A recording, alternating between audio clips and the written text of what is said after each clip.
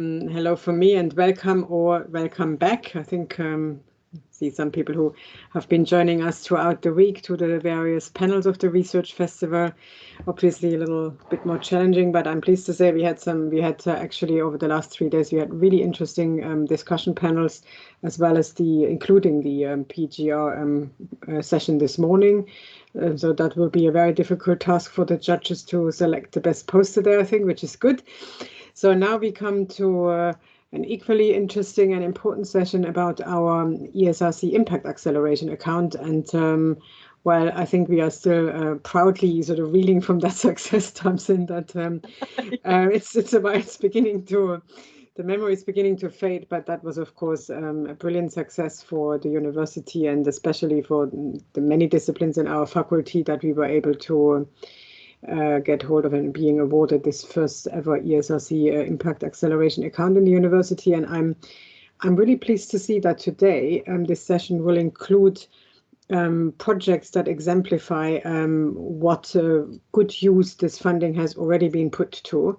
But the session will also do more, namely sort of reminding and or explaining to everybody what exactly this Impact Acceleration account is for, and what can be done with it, and how you could, those of you who are here in wanting to know how this funding can be accessed. So that's what Tamsin and Julia will do, and Donna, I think you will also chip into this. So without further ado and eating into the time, I will hand over to Tamsin. It's lovely to see you, even though only online, yes. Tamsin, and I'll hand over to you to run us through this session, and I look forward to it. Thank you. Perfect. Thank you so much. Welcome, everybody. I'm going to start sharing my slides, if you could bear with me 2 seconds. Okay, so we're thrilled to be able to do this presentation about the ESRC IAA for everybody today. This is a brief outline of what we're going to cover. So I'm going to start with an overview of what the IAA is, just to remind anybody who might not have come across us before, and what our objectives are. We'll talk about IAA funding and how to apply, and we'll talk a bit about the types of capacity and skills development activities that we've been delivering from the IAA. And then the main meat of our presentation today is going to be updates from 4 IAA funded projects. So we have Paul Hodkinson talking about his project with Ranjana Das, Alia Middleton talking about the project she and Amelia Hadfield have run from politics, Emily Setti updating about her project, and Carla Bonina talking about the very good use she made of some rapid response funding from the IAA. We'll then run through the ESRC Festival of Social Science and how the IAA supports engagement for Surrey researchers in that. And we'll finish off by looking at the ESRC funded Business Boost scheme, and Donna will present us with information about that and the opportunities for your social science, ECRs and PGRs to get involved. And then we'll have, hopefully, we might have time at the end for questions. So assuming that we all keep to time, if you do have questions, please feel free to put them in the chat.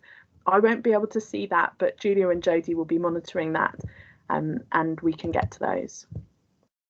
Okay, so the IAA, the Impact Acceleration Account, is a block grant from the ESRC to the University of Surrey. We received £900,000 and the length of the grant is 4 years. So it will complete on the 31st of March 2023. Obviously, at that point, we hope for a renewal. In February 2020, we were also awarded another £100,000 of ESRC funding for the Business Boost scheme. And this is delivered with the IAAs from the other institutions within the ESRC funded SENSE DTP, the Doctoral Training Partnership. And Donna will talk more about what that project is and what it involves. So the purpose of the ESRC IAA is to basically fundamentally fund impact generation from Surrey social science research. It also is to contribute to capacity building around impact skills within Surrey and to build the visibility of social science research and impact, both internally and externally. And there are a number of different ways that people can get involved or access the benefits of the IAA. So you might want to apply for funding from us. You might want to attend or have already attended one of our training workshops. You might want to present or have already presented your research at one of our public engagement events. Or you might have PGR or ECR, PGR students or ECR colleagues who might be interested to get involved in the Business Boost scheme. So applying for funding is always the bit that everyone's most interested in. So far, coming up to 2 years into the IAA, but we've awarded 12 projects, which is around £140,000 worth of funding awarded so far. And we've still got another 300,000 in the funding budget. So we unusually, across the environment at the moment, we have money available and we're looking to spend it. So this is a real opportunity in the times where finances are stretched in other places. So far, we've had successful applications from across the social science schools within FASS, but it's open to all social science researchers across the institution. So we're really keen to widen that pool of applicants. The process of applying for funding is an iterative process. So it's not a apply once, yes or no, and that's it. We're looking to help people develop their ideas of what impact involves, to help them develop their projects. So mostly we start with an initial chat with the IA manager, with myself, about eligibility, whether it fits the core eligibility criteria for the IA. We give feedback on application drafts, and when both sides feel that the draft is ready, it's submitted to the IA Project Management Board for an award decision, and they meet every other month. So we'll be meeting in February and then again in April and so on. The IAA has 2 core eligibility criteria for funding. The first is it has to be impact and not research. So the terms of our grant mean that we can't fund primary research. There is a slight grey area around this. We are allowed to fund co-created research, as the ESRC describes it. There's no very clearly defined analysis of what they mean by co-created research. So this is often a kind of grey area of discussion that we cover in the initial chats. There has to be, so how we've nuanced this in some of the discussions is the majority of the budget and the activity have to be going towards the impact portion of the project. But there can be some kind of research type activities within that. So those might involve scoping data, for example, against which you might measure the impact of the activities that are happening within the project. The other core eligibility criteria is it has to be at least 51% social science. So there's no, unlike some of the other IAs, there's no requirement for a direct link to previous ESRC funding. And we welcome multidisciplinary and cross-disciplinary applications, but the social science element has to be the majority, however narrowly, so hence the 51%. So projects should be drawing on Surrey research findings. They should be challenge-led. Impact projects should be about making a difference against problems that are currently existing in the world. They should be stakeholder informed. So the creation of the impact project should be something that's done collaboratively with the stakeholders that will benefit and the partners.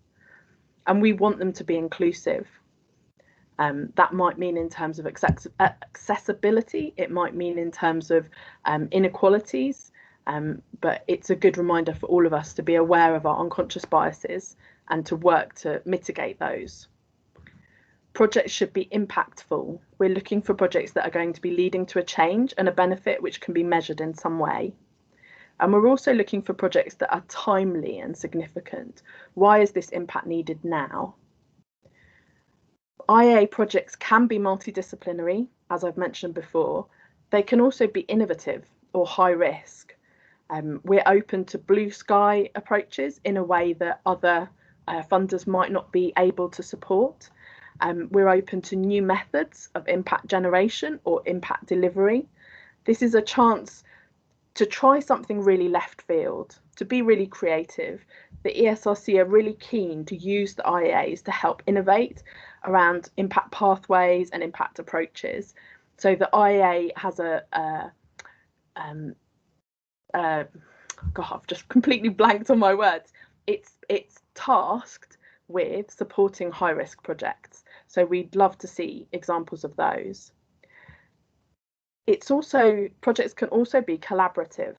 So we can cross-fund, subject to the relevant eligibility criteria, with other IAs. We can also cross-fund with other IA holding institutions. And you can work on projects with academics from non-IA holding institutions, but the funding has to be going towards the Surrey part of the activity. So we can't fund into other institutions. The money has to remain within Surrey. I've done a little box here which talks about the different types of scheme that we have. I'm not going to go into too much detail about those. I think most people are pretty familiar with the schemes as they break down, but that just reminds you of the kind of core details.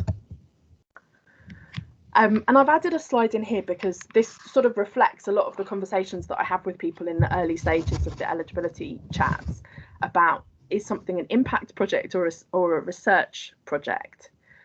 So I thought it might be helpful for people to just go through what is an impact project and how is it different from a research project, which is obviously academically what everyone is much more comfortable and familiar with. So I think one way in which it's different is in the objectives.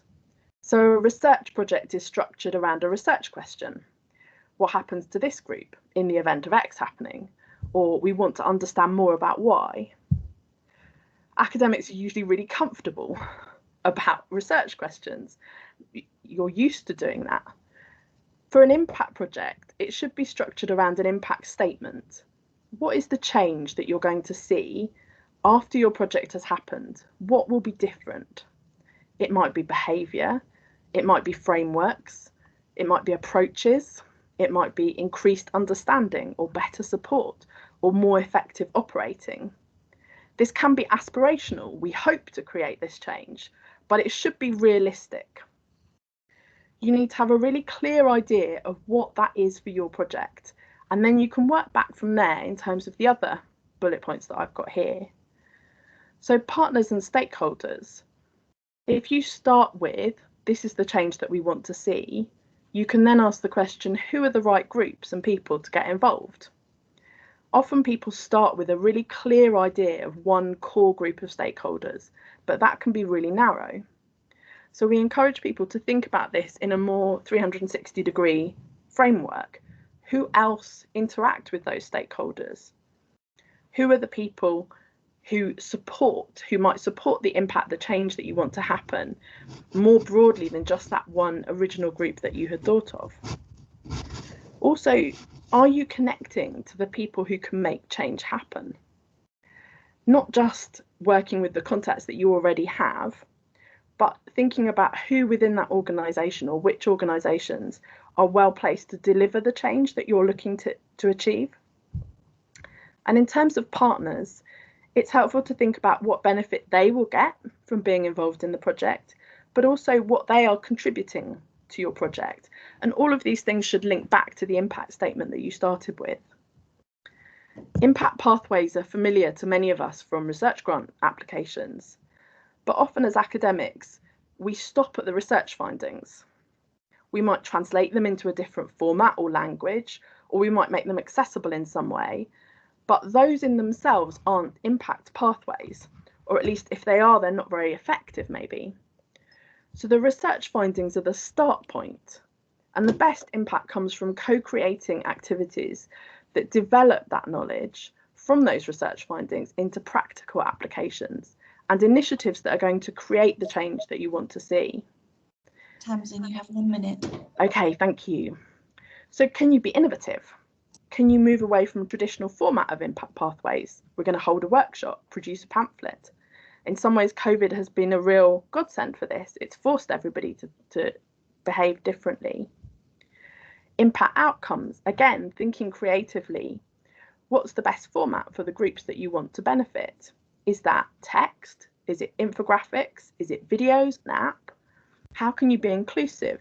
Think about gender, ethnicity, accessibility. Check your unconscious biases.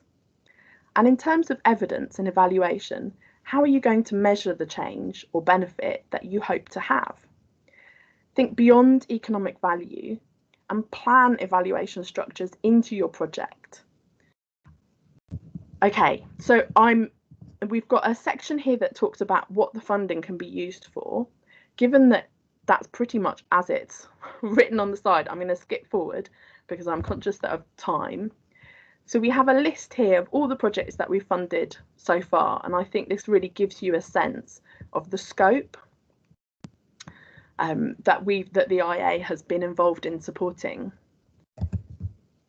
And then the final slide from me talks about the capacity building and skills development activities that we've done since the IA started.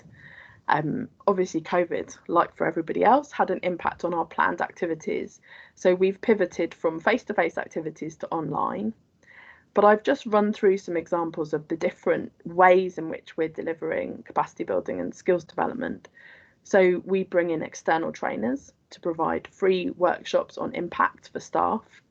There will be a link in the chat for the Eventbrite registration for our 25th of February workshop on impact culture from Professor Mark Reed. So if you're interested in that, please do feel free to register. It's still open. We also had a really successful workshop from the National Coordinating Centre of Public Engagement in September, and Julia's going to talk a bit more about that when she talks about the Festival of Social Science. We also deliver impact-related training workshops and presentations internally. We've run some impact workshops for researchers. We're going to hold an Impact Leads workshop on the 5th of February, and we are always available to do presentations on the ESRC IAA for departmental school meetings or faculty meetings. And we also facilitate the delivery of impact-related training from internal sources. So with the Business Boost programme, a lot of what we've done is to help connect existing sources of internal expertise around business collaboration, in this case, impact more broadly, to specific schemes that researchers and PGRs and so on can access. We're currently planning our programme of workshops and training for next year, and we'll be circulating more information on that when that's finalised, so look out for that. We've got some exciting things in the pipeline. And now we're going to hear a bit more from the PIs of our 4 IA funded projects, and we're going to start with Paul Hodkinson. Over to you, Paul. Thanks very much, Tamsin. Yes, I'm just going to say a little bit about a project between myself and Ranjana Das, which is on maternal.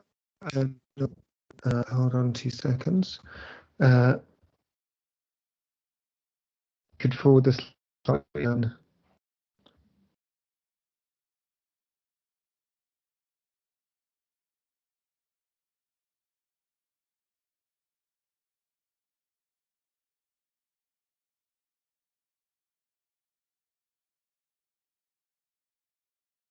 I'm not keeping. Yeah, so I just thought I'd say a little bit first about the research that is feeding into the impact activities we are so it was a number of different projects really on both mothers and fathers and mental health in the, I guess, the perinatal period, which sort of includes the antenatal period and the postnatal period. So projects on mothers, perinatal mental health and in relation to social media. Project specifically about migrant mothers with sort of significant particular issues that need to be sort of borne in mind. A project more recently on COVID and mothers who were giving birth during the period of COVID and how they sort of dealt with all of that. And in particular, switch of services towards sort of digital support of various kinds because of COVID. And fathers in relation to kind of digital resources and social media and so on. So through those various projects, I think we'd identified a number of key gaps in support for both mothers and fathers in the context of all sorts of resourcing difficulties. And in particular, thinking about challenges with related mothering perfectly and the kinds of difficulties that those can create, and also particular kinds of pressures that are faced by migrant mothers. We also the ways in which fathers can feel sort of marginal to the whole sort of process of having a baby, and that can sometimes lead to mental health difficulties. And that they can also be subject to particularly sort of minimal levels of sort of preparation and support, and kind of masculine expectations that they have to be sort of supporters of their partners and so on, which can then sort of lead to sort of impossible to match expectations and difficulties acknowledging and getting support for mental health difficulties. We sort of identified the increasing the availability of online support spaces of various kinds, so the use of the internet, the uses of various sort of social media and so on to help parents in difficulty, but that there were sort of grounds for both optimism and caution in relation to those. And so really our impact work sort of came from our identification of these problems and gaps in services, really, and problems and gaps that were being sort of partially addressed in some areas, but not in others. So, okay, so slide forward if you could. Okay. So during the course of doing the research, to have established contact with two sort of really important organisations in relation to sort of perinatal mental health, the Institute of Health Visiting and the National Childbirth Trust. And we'd sort of gone and talked to both, and we'd sort of done talks for them and blogs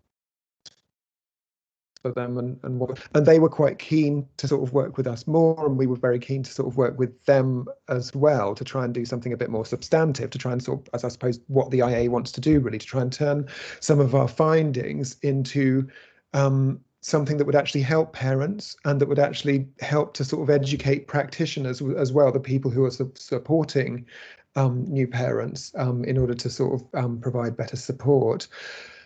And so eventually we sort of came up with a plan, and there are a few other things as well, but I've sort of included the main things on this slide. So with the Institute of Health Visiting, we decided that we wanted to sort of try and channel some of our findings into the production of some factographics. Sort of infographics is probably a more common sort of name that people might know, but sort of online kind of interactive materials would be centered towards new parents, but also could be used by practitioners, so health visitors when they go and visit people and that kind of thing.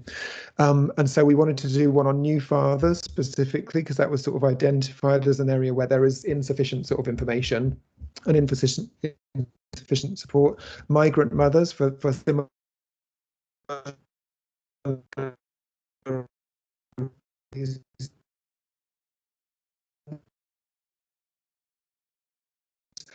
something specifically on the opportunity, something COVID. We also organised some workshops with them in the lead up to creating those factographics. And then the National Childbirth Trust, we wanted to sort of enhance their web content basically, and particularly sort of aspects that they'd identified where they needed more web content to help parents. And what they wanted us to do was to produce evidence reviews for them on the basis of which they could then sort of update their website and produce more web resources for people. So we are in the process of producing evidence reviews on paternal perinatal depression and anxiety, fathers and birth trauma, fathers, miscarriage and stillbirth, and migrant mothers. And we're also going to organise a workshop for NCT practitioners that's focused on fathers and mental health too. Okay, could you forward the slide, please? Yeah, just a few sort of brief reflections on the IAA. So in terms of securing funding, as Tamsin said, it is kind of an iterative process, and I think we found that very useful. So we put in an initial application, and then from there was a sort of back and forth that was very helpful and very positive, we thought, in terms of sort of enhancing the proposal, making it stronger, making sure that everything was addressed, making sure that we'd taken care of contingencies and various other things as part of the proposal. We tried to be as precise as possible in what we were trying to develop, what we were saying we were going to do. We tried to make sure that the partners were involved in the kind of production of the application and updated when we made changes and that kind of thing, so that there weren't any nasty surprises. And I suppose we tried to be as clear as possible about sort of what was going to come out of the project at the end, what we were going to actually sort of produce, and I suppose sort of less, although some of those things have had to sort of change slightly, having said I suppose, yeah, it really enabled us to sort of turn these really valuable contacts we had into something tangible, into actually being able to do things that we think will make a real sort of genuine difference to parents and hopefully educating practitioners too. So, you know, that both partners had been interested in doing more with us, but we couldn't really do it, frankly, because we didn't have the money and nor did they. And so this has enabled us to do that.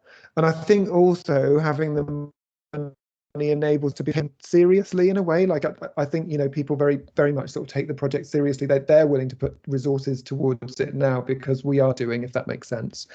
I also wanted to sort of say very briefly about sort of contingencies and practicalities. Obviously, everything had to go online, so we had sort of initially budgeted for various face-to-face things, possibly naively, and so various things have had to sort of change there. We've also had to deal with, so some of our key contacts have actually moved on to other jobs, which is something that is always worth bearing in mind when working with organisations like this, I think. And that's, you know, that creates sort of bumps along the road a little bit. We're hoping that it won't create any major problems, but obviously you then have to sort of start again with someone else.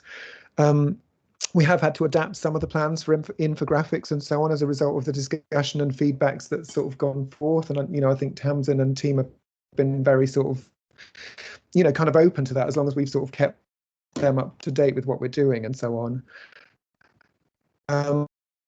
Paul, you have a 1 minute warning. And yes, there's contingencies, but we're progressing, we hope, and kind of hopefully getting somewhere.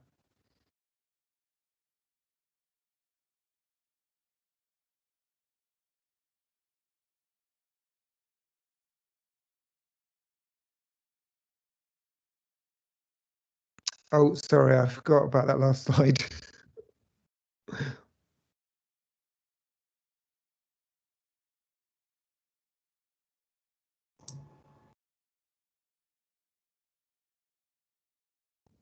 Tamsin, your mic's off.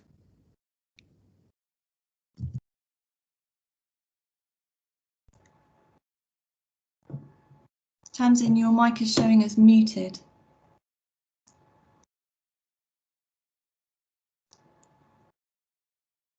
I think she's saying she can't unmute it. Yeah, so it's Paul with the control now? No, right? She can control a slide, she just can't unmute her camera, so just keep saying next slide. Okay.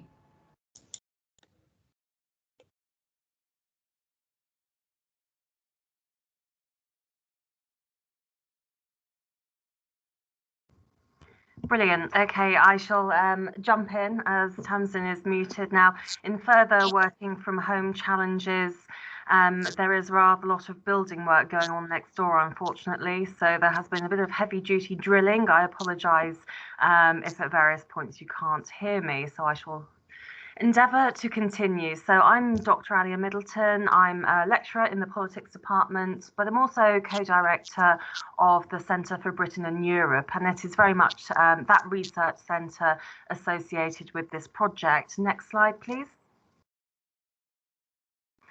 So yes, this project, Charting Surrey's Rescue, Recovery and Growth in the Age of COVID-19 and Brexit, incredibly timely, the two kind of key defining features, if you like, of contemporary British politics and governance. And it was a project that was commissioned by the chair of the Future Economy Surrey Commission, and that chair is former Chancellor Philip Hammond, as very much a data gathering and also temperature checking project and exercise on the state of Surrey's key sectors on behalf of Surrey County Council, with the provision of associated policy recommendations.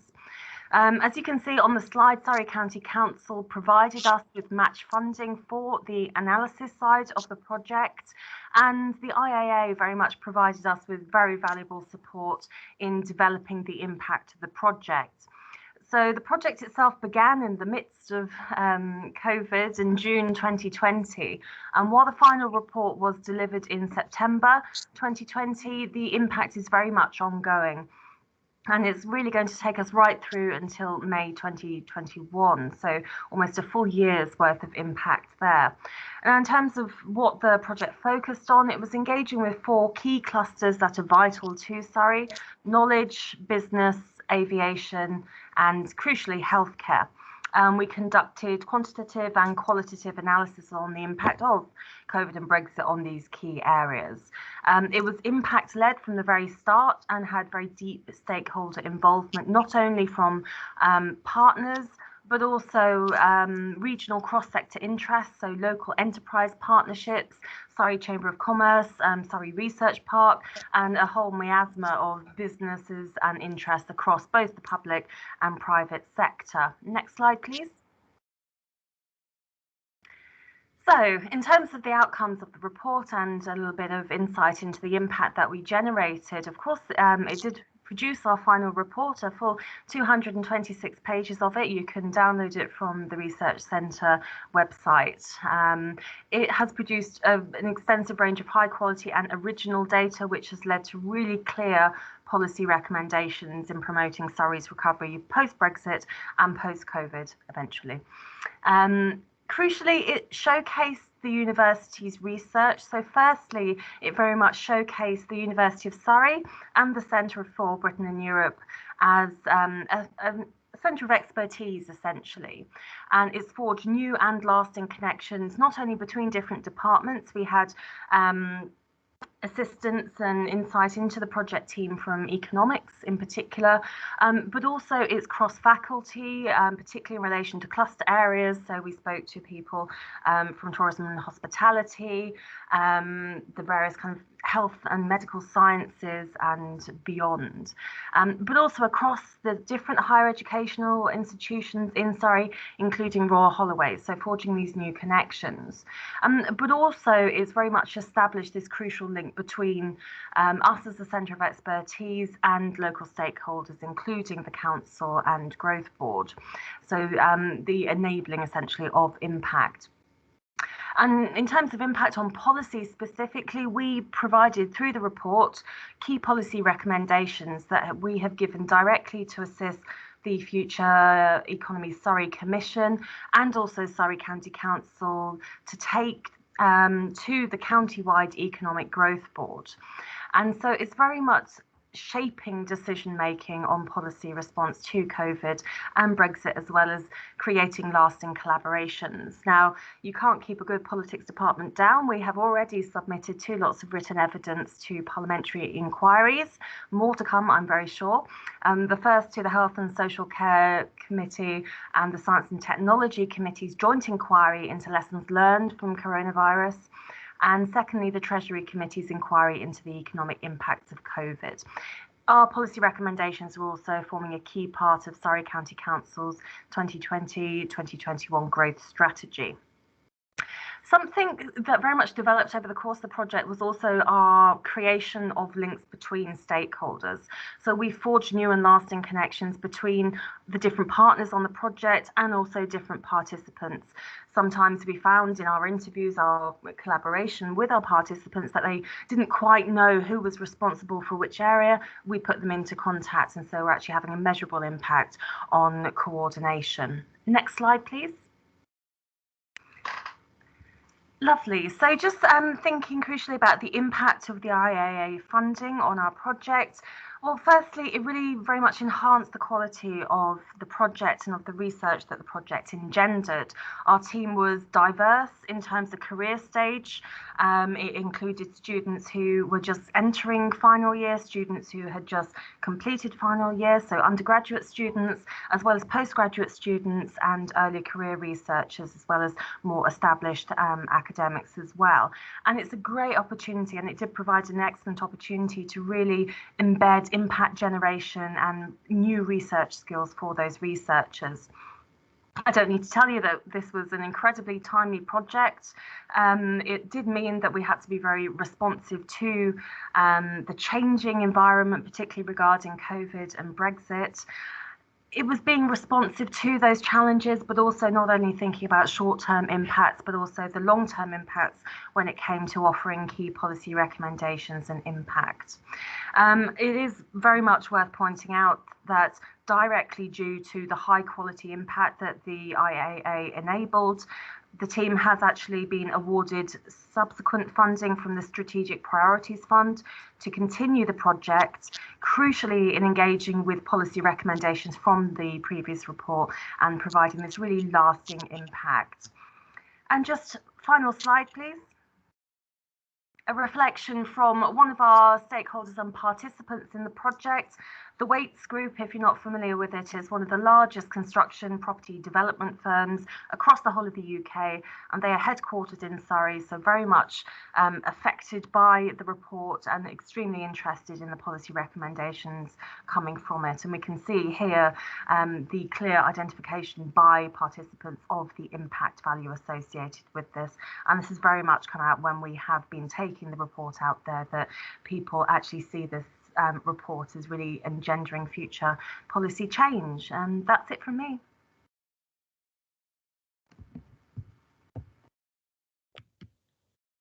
Hi, so my name is Emily Setti. I'm in the sociology department here, and my IA project is being conducted with a local boarding school. So I'll tell you a bit about the research that sits underneath it, and then what I'm doing through the IAA. So next slide, please. Okay, so I got involved with this boarding school, well, nearly 3 years ago now, actually, to begin with. And so I do research on issues to do with sex and relationships for young people, particularly in kind of digital environments. And I did a talk at this boarding school to parents and teachers and staff just about the issues in general.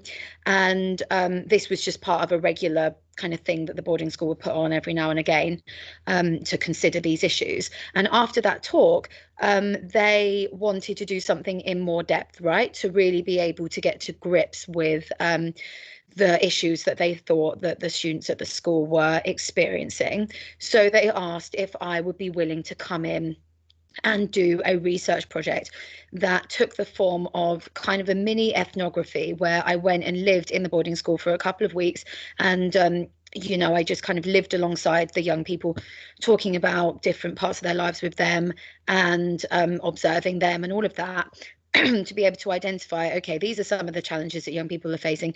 This is maybe how, or what the school might want to understand, right? And that research indicated that some of the issues and challenges that young people face are very much kind of youth cultural problems, right? That there's only so much that can be done by focusing on individuals. You actually have to look at the cultures that they're operating within, and that includes the wider school culture and climate. And when the school is then thinking about policy and practice, it's not just about what they're doing in terms of interventions and education, but also how they're engaging with young people and whether they're doing that in the most meaningful and impactful way. Because there was evidence that the students within the school both wanted and needed opportunities to solve problems themselves. This isn't something that the school can kind of clear up for them.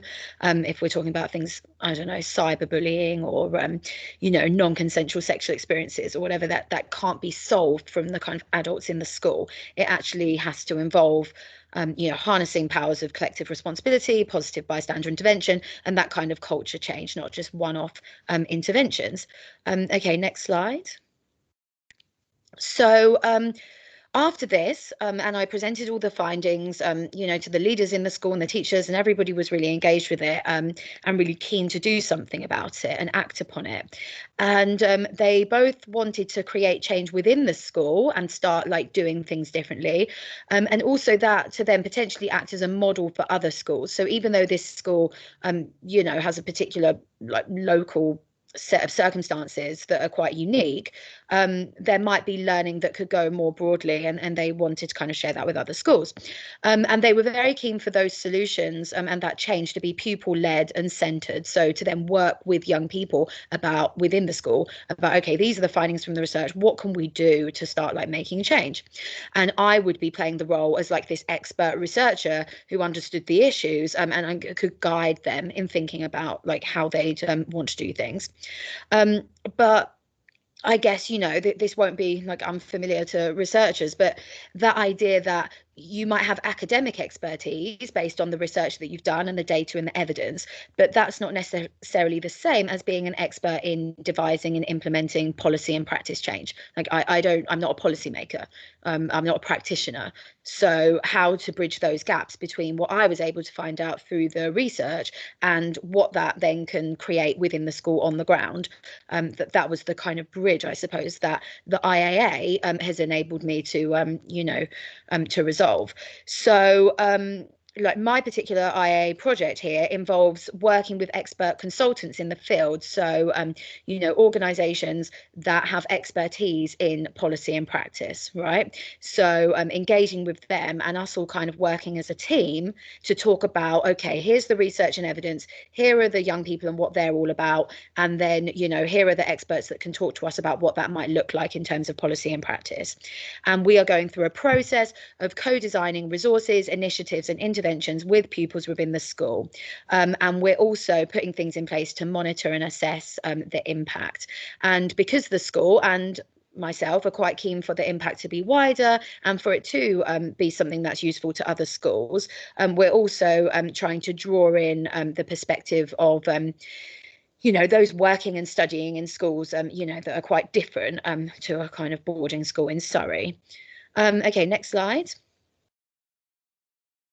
And so the end result of the process will hopefully be an integrated resource that will provide tools and guidance around a particular range of issues that since doing the research, the pupils have identified as things that they want to resolve.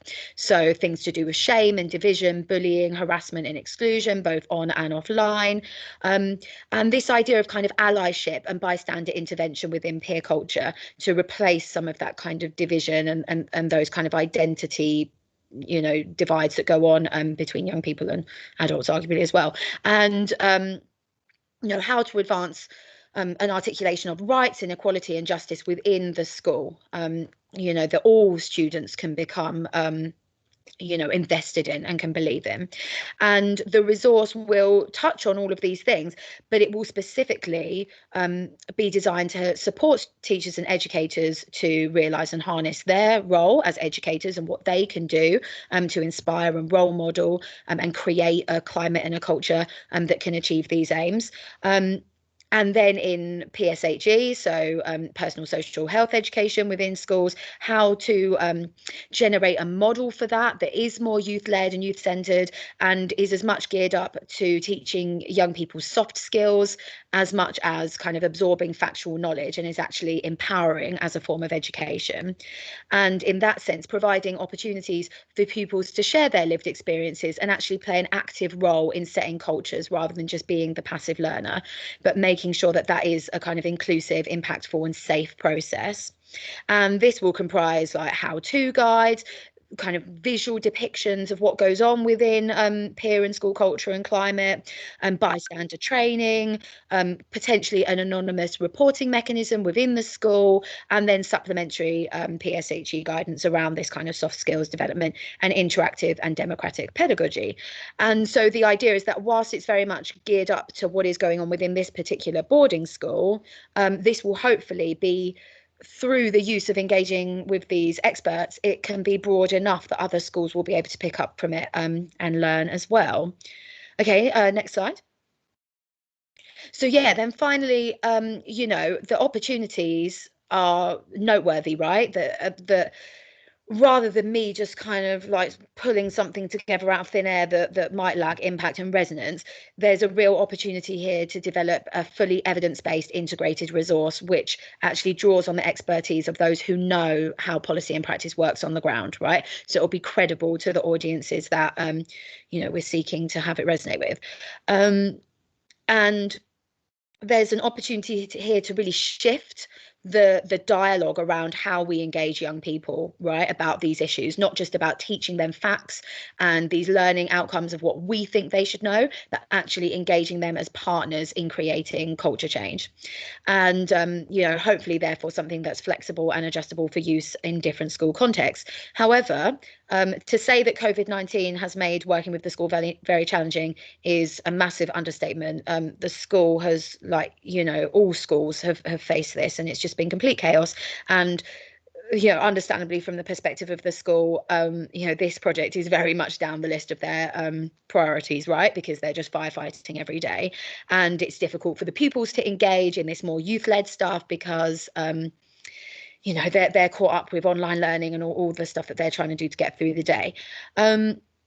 But actually, in some respects, the issues that arose in the research have become even more significant, right? So things to do with digital culture and all of that, and the way in which we engage young people is even more important probably than it was before COVID, right?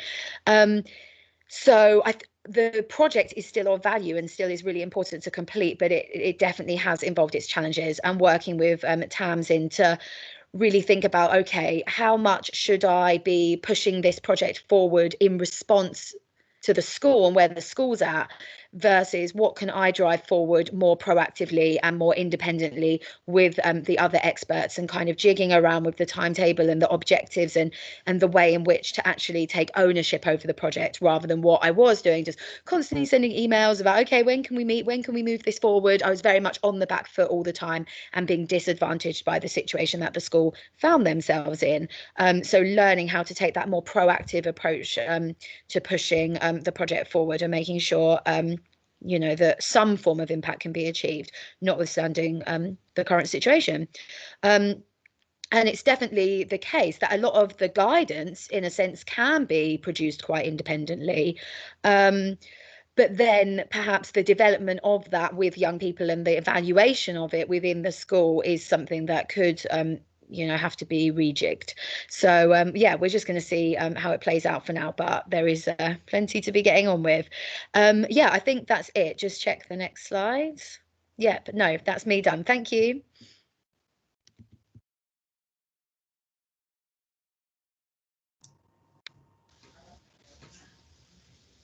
At the issue with the microphone, which is slightly hampering my ability to run this for everybody. Okay, that should be fine now. Apologies, Carla. Right, I'm going to. No problem. Great. It's all yours. Thank you. So I'm Carla Bonina. I'm Senior Lecturer in the Department of Digital Economy, Innovation and Entrepreneurship, and also core member of Sorry Code, the Center of Digital Economy.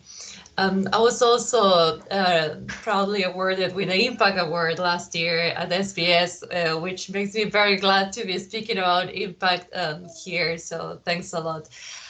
We received £2,000 from the Impact Acceleration Account, the Rapid Response Fund. And I would like to tell you very briefly how this experience was, and also a bit of the background of what we did if we go to the next one. So we basically ran in July last year what is so-called the Companion Animal Open Data Hackathon, or the PET Hack. For those that haven't been in a hackathon before, normally that's a competition, innovation competition, where various people with very diverse backgrounds come together to solve a very practical problem with, you know, practical solutions. And in this case was to take you know, on board the opportunity of COVID and to bring in, you know, specific solutions for those affected with the pandemic and you know, in the animal health space, very much focusing on pets. So that's why we call this a pet hack.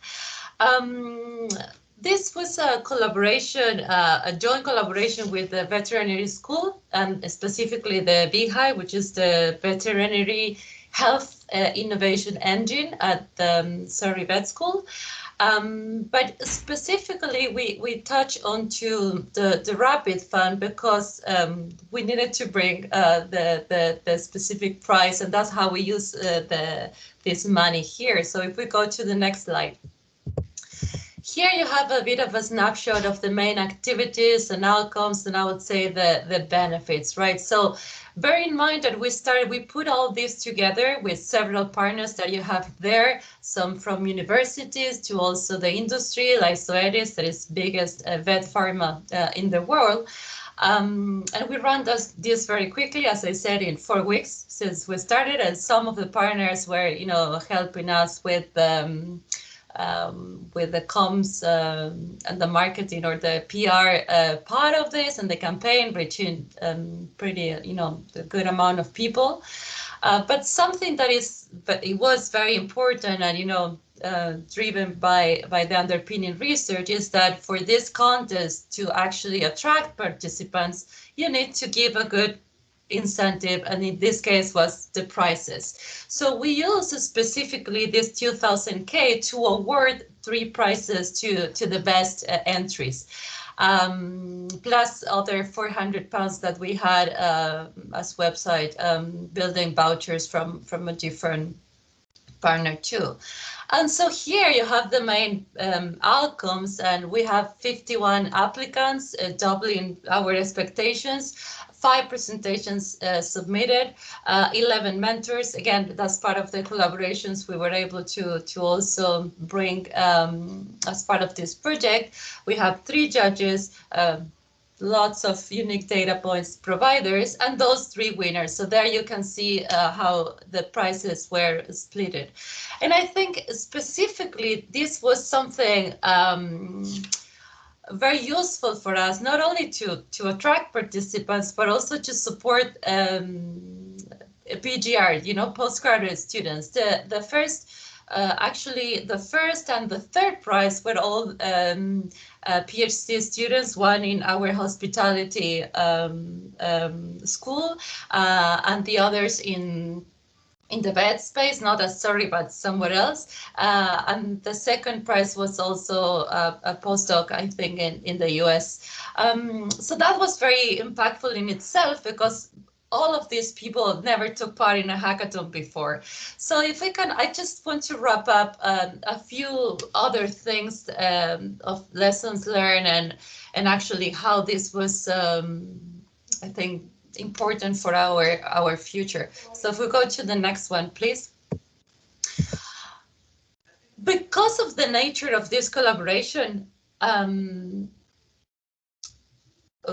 sorry, I just saw the chat. So because of the nature of this collaboration, it was really important to count with this endorsement. So being able to show, the ESRC impact acceleration account supporting this initiative was something that helped to build these connections with very multiple partners. The fact that we were short of that prize in such a short time was also, was very important for us to get this response fast. So I think the rapid response was very, was perfect for what we needed. We couldn't bear to wait, a month or anything more than, a couple of weeks. We were also very lucky because when I got in touch with Tamsin. The committee was about to meet, so that was also a part of luck, but that was very, very important for us. As I said before, part of the underpinning research or the excuse to do this, of course, getting together people and making this award was an ecosystem generation. What this meant was precisely to bring together people, especially from the vet industry, that were not so keen to engage in something that many times you will see as a data scientist approach, to actually engage. That was a very difficult part and something that I struggle with, explaining why they should join. And so, sorry? 1 minute. Yeah, and so that was great also to launch our next one that is going to happen this year.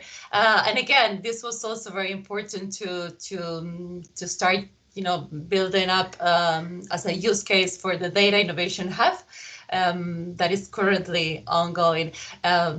If you have any questions, I would love, to hear more or reach out for any of these collaborative projects. Please, do reach out to my email or whichever channel. So that's it from me. Thank you.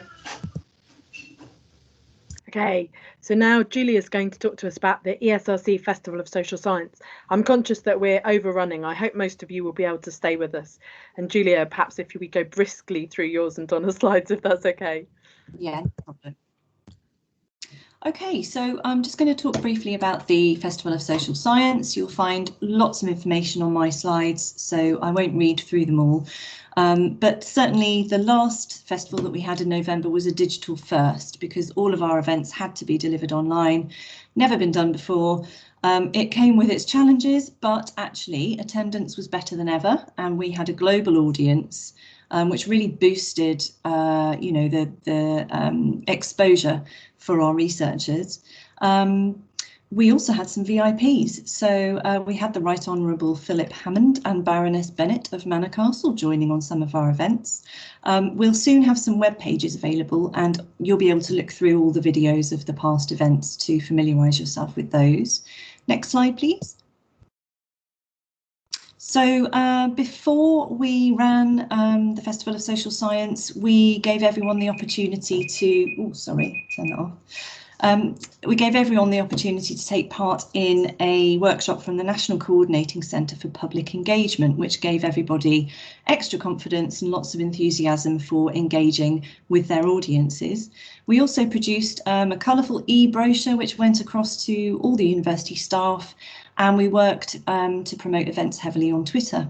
So the festival will run again this November, and it's open to any social science researchers across the university. Next slide, please. This year's festival will probably be online, or it may be some form of hybrid delivery. But basically, there's flexibility, so you can present an event very, very easily. We will also still have funding of up to £1,000 per event. And, oh, I'm so sorry. Don't worry.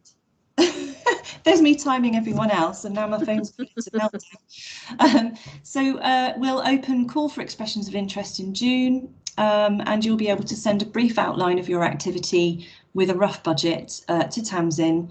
And obviously, if demands for funds is high, we will award funding on a competitive basis.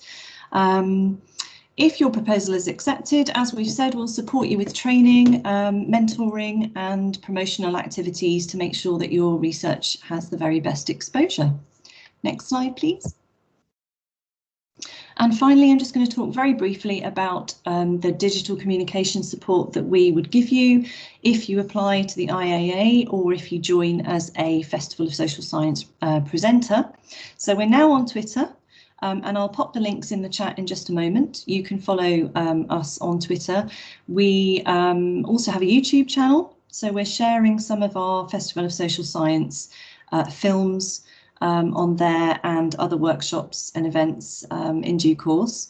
We're about to launch some web pages which will showcase all of our funded projects, information about how to apply to the IAA, and lots more. So you can also join our mailing list, because we're going to start sending out some e-newsletters on MailChimp to keep everyone up to date with what we're doing. And there's a link there to sign up for the first one, which will be coming hopefully in the next few weeks. And that's it from me. Thank you. Perfect. Thank you so much, Julia. Okay, Donna.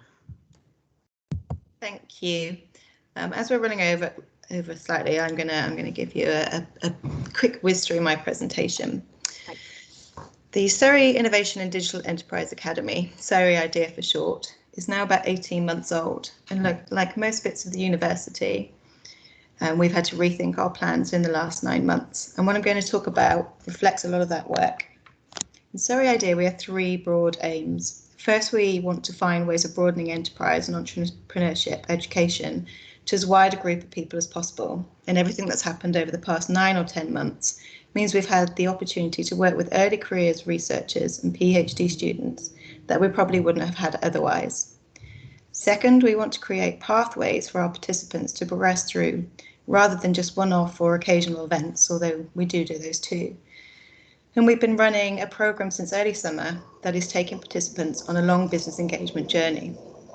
Third, we want to bring academia, business and other stakeholders together in a collaborative learning environment that allows participants to deploy their disciplinary knowledge and ways of thinking to solve live problems and have impact outside of the university. I'd like to tell you about the work we have been doing. Next slide, please. We are delighted to be working on the Business Boost 2020 project. We work closely with Sussex and Essex and liaise with the SENS DTP to ensure successful delivery and collective benefit across the DTP network. As part of the Surrey Business Boost project, Surrey IDEA has created the Connecting and Engaging Researchers with Business programme. We've provided a suite of interconnected workshops and online activities which have engaged and supported PGRs and ECRs in understanding the value of engaging with business and providing opportunities to develop the relevant skills and competencies for effective engagement with business. We are passionate about the benefits and opportunities for researchers engaging with business and the positive outcomes that have resulted for both parties. The programme has helped participants to better understand and develop decision-making skills in a variety of organisational and business contexts and via a range of different processes, problem-solving skills through the application of appropriate models and concepts to a range of organisational and business challenges, increased capacity for creativity and the ability to appropriately deploy their creativity in a large range of organisational and business contexts. Next slide, please. We have delivered a range of workshops, including the Connecting and Engaging Researchers with Business programme.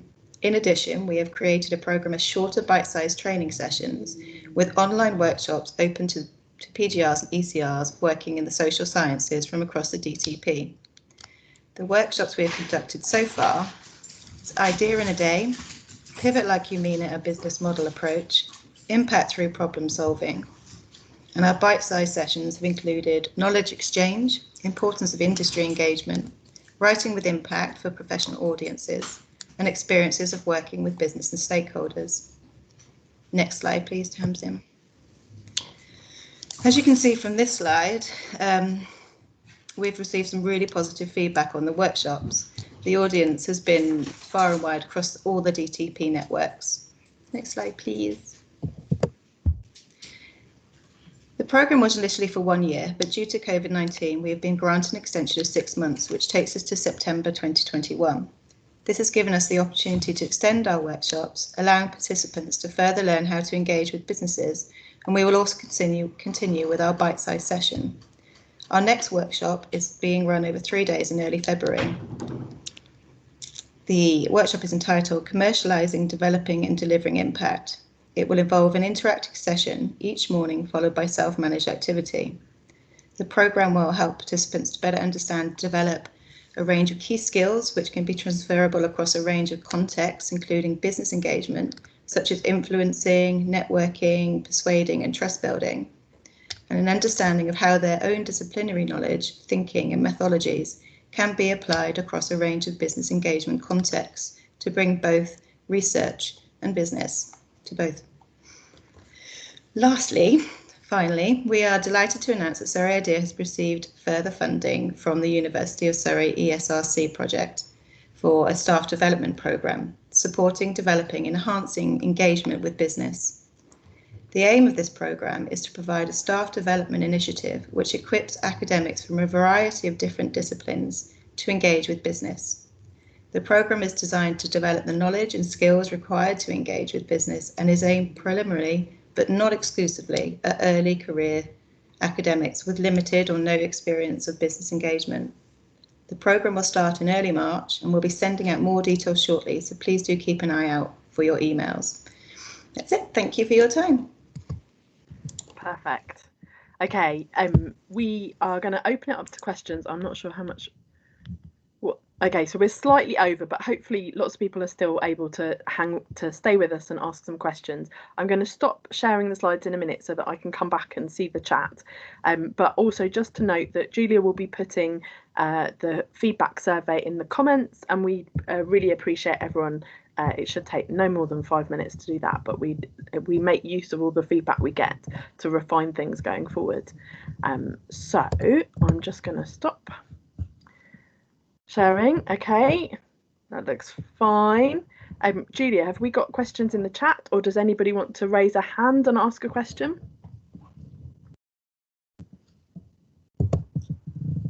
No questions in the chat just yet, but I have just put the link in for the survey.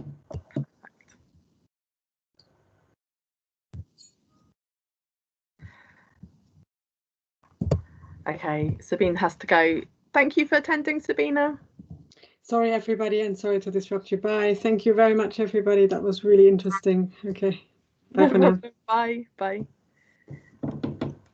Okay. So this is the opportunity. If there's anybody, I mean, we've hit you with a huge amount of information, and all of us are available for you to follow up with individually if people have questions that they want to ask, either relating to the IA or about individual projects that you'd like to know more about.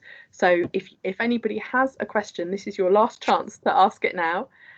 Otherwise, we will leave you with the survey and look forward to catching up with everybody individually offline.